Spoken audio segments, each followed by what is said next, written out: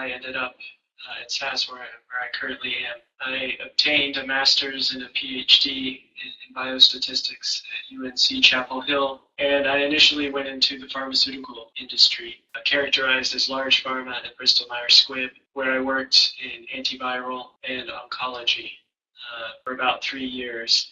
So specifically, I worked within chronic hepatitis B infection and chronic myeloid leukemia.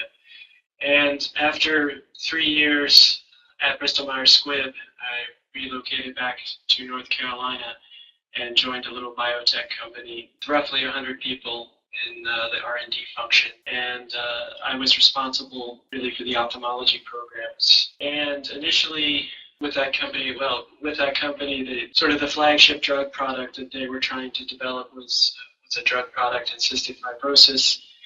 And sort of right at the finish line at the second phase 3 trial, that was unsuccessful. So I found myself being laid off and looking for another job. And my wife had encouraged me to look at SAS, and SAS was someplace I had wanted to consider when I was a doctoral student. But based on her recommendation, I typed in clinical trial, and this position came up, one that I'm currently working at. So I'm a research statistician developer within the JUMP Life Sciences group. And our particular group is responsible really for 2 products, JUMP Clinical and JUMP Genomics.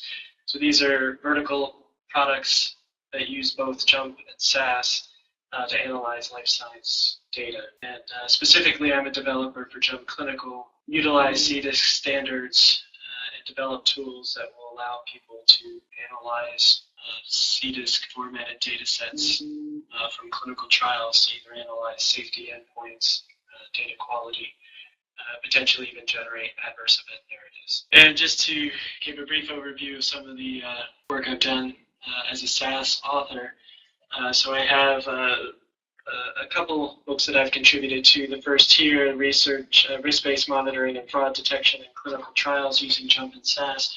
So that's a text that's specific to JUMP Clinical, develop some tools related to examining data quality in clinical trials in an ongoing fashion.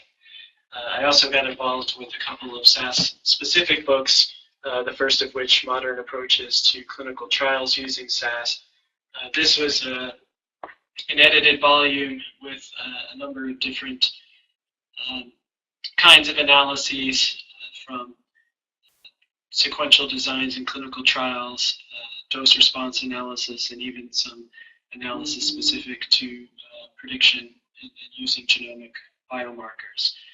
So I was an editor and contributed as an author to one of those chapters. One of the more recent SAS publications that came out, that is the Analysis of Clinical Trials, Practical Guide, 2nd edition. I contributed a chapter to this. Specifically, it's chapter 2, Advanced Randomization Techniques. So there is a SAS ILM macro that I had written to perform randomization-based non-parametric analysis of covariance in chapter 2. It's really sort of a background of the material, the statistical methodology, but also shows you how to use the macro.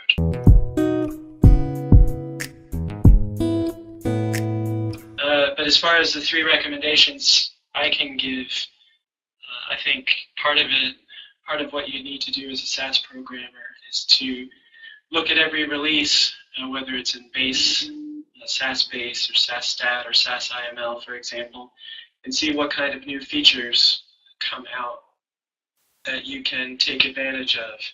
And often these new features come about because a particular task, either through programming within the data step or placing whole parts of your code with can basically be replaced by using a single SAS procedure. So keeping an eye on that and figuring out how you can take advantage of those new functions or functionality is usually a good first step. I also think that SAS has very good documentation, particularly with all of the procedures.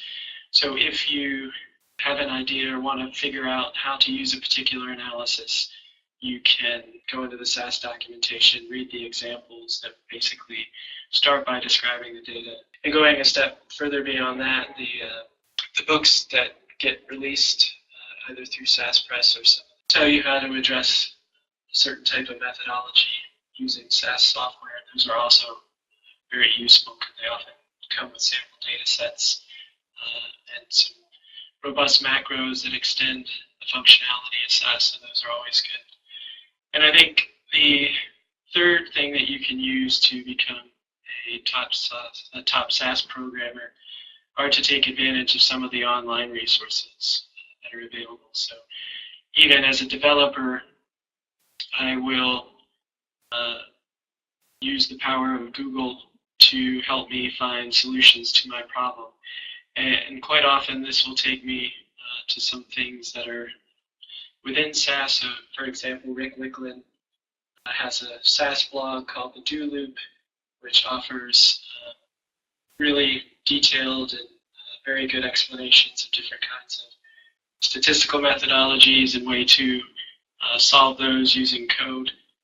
That's a very good source of information, but you can often find papers from SAS Global Forum, PharmaSug, or recently Fuse, summarize coding approaches to address particular analytical challenges.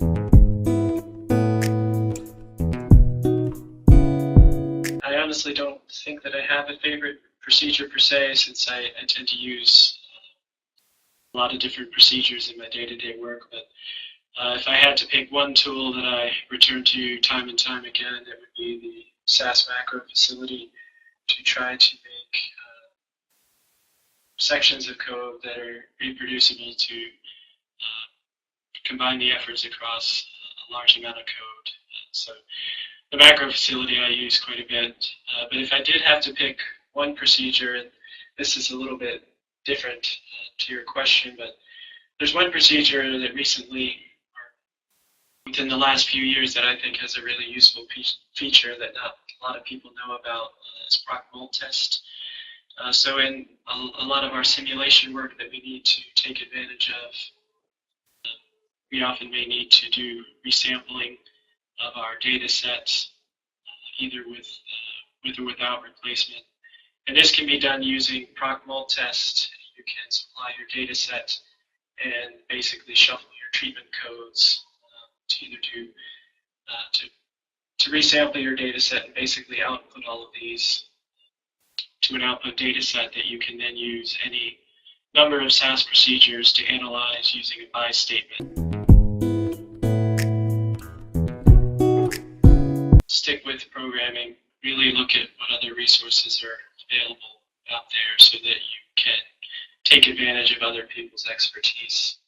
And this is something that I've had to do too. And so there's a lot of things within SAS that you can use for very, very straightforward problems, but when you get into scenarios, for example, where you have very large data sets, you need to use a very different set of tools. So you kind of learn those things along the way.